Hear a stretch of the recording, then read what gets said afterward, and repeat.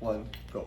Ladies and gentlemen, feminism has a lot of intersecting parts and a lot of different people within that movement. The moment that we give conservative right-wing women power is the moment where they will also start trying to stifle the amount of what feminism actually is. I think for us to really win this debate, it's all we have to tell you that these right-wing conservative women are more likely to actually try and change feminism rather than feminism being able to make good changes within through right-wing conservative women. So how am I exactly going to weigh this debate? One, which actually brings the best possible changes for almost most women in general, and two, to how people are actually able to feel truly represented and truly able to make the best possible changes for all women and not just conservative women. First things first, in the first weighing metric, we really need to tell you that this is different from just policies of giving more money to people. I think that this also includes the rights to abortion, all that stuff. So before that, I'll go to responses to the immediate previous speaker. Government asserts that they are going to change, but we believe that if you gut check this, what incentive does Duterte and Meloni have to change if they are already sitting in the power? It is precisely because of these strongman narratives that got them into the power in the first place. Even if they do, as Joseph mentioned, this becomes a principled concession and admission that, oh, I'm just lying, gang. In reality, I'm liberal. This contradicts the stances that conservative women initially thought when they voted for them, and actually creates even more infighting within the right side and fragmentation. And even if they are going to go to the logical and balanced and not as radical, and note this is taking government at their best and best case, the underlying principles and context Joseph gave you in his extension shows how it stifles intersectionality.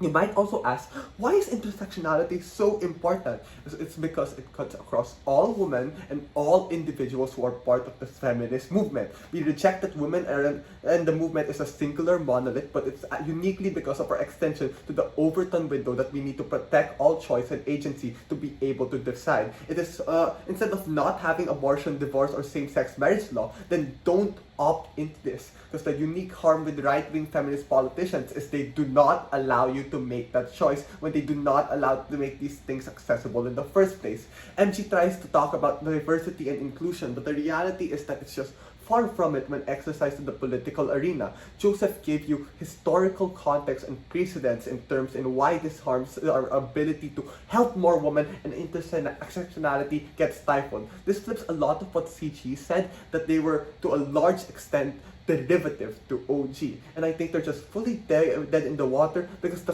positive conservatives changes that they say is unlikely to actually help most women in general, because for every one good policy that Sara Duterte does, which is like, I don't know, the business thing that they mentioned, 3 other conservative policies that affect all women are more likely to come, which include LGBT groups, which include people that just want to be people that need abortions and stuff like that. Now, why is OG also dead in the water?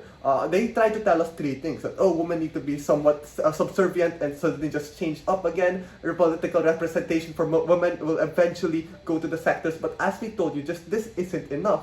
These people genuinely believe a lot of these things. It's just unlikely for them to be secretly plotting this entire time and suddenly going to switch. And because not only that, there's also external pressures that are going to be telling them to keep being conservatives, and they can't actually just stop doing these changes when they are still going to be in the power. So this is why they're already completely out of this debate. And we tell you that they're unlikely to be sympathetic, because these women aren't going to be doing a fake face, and they're going to just keep pushing for conservative ideas. Now, how do we exactly differentiate ourselves from OO? This is the most important part, I think, for us to actually win this debate and prove that government is completely out. First things first, I think that OO tells us that, oh, women won't be able to help people when they're conservative. People will be divided because of these different views, and they do not cater to the right people of interest. They also mention a bit of those impacts, but I think that they failed to actually fully unlock all those things. And we extended vertically in 3 ways. First, in description, a lack of proper description of how feminism actually works. They just say the idea that, oh, it's super liberal, it needs socialism, it needs all these stuff. But they gave us some examples of what they want, but it's not actually exactly true in the real world. Joseph gave us a more clear picture, telling us how it's actually intersectionality and there's a lot of groups of people. But he also gave us on how these right-wing conservatives are actually likely to act, because they kind of gave us a vague, unnuanced idea that, oh, these right-wing conservatives will do this, but no exact reason on why they would do this, who is pressuring them, or what exactly is their interest to get that, to be like that in the first place. And we told you the idea of them being constantly strongman is an incentive for them to keep doing that. Second is also mechanism.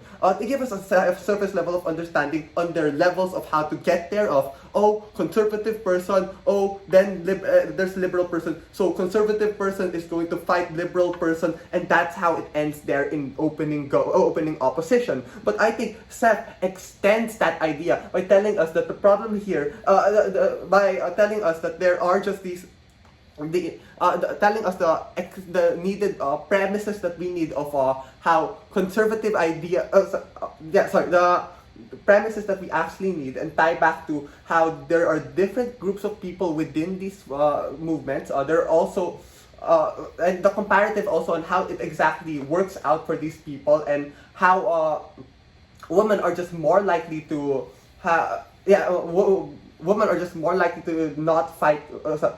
And yeah, for third part now, it's for impacts also. I think that this is one of the most important is also what exactly is our counterfactual and how we exactly get there. I don't think that opening opposition was able to tell us on what it exactly looks like when we don't support these people. When we don't, I think that's where Seth also came in and gave us a more horizontal part and explained to us how these people, how we don't actively lobby these people. And I think this is important as we want to put our resources to the right places, and instead of giving it to pure conservatives and giving them power, we give it to people that are actually likelier and more congruent to what people are in our side will be. And I think this is why we outweigh our opening opposition on never have been proud to oppose. Thank you.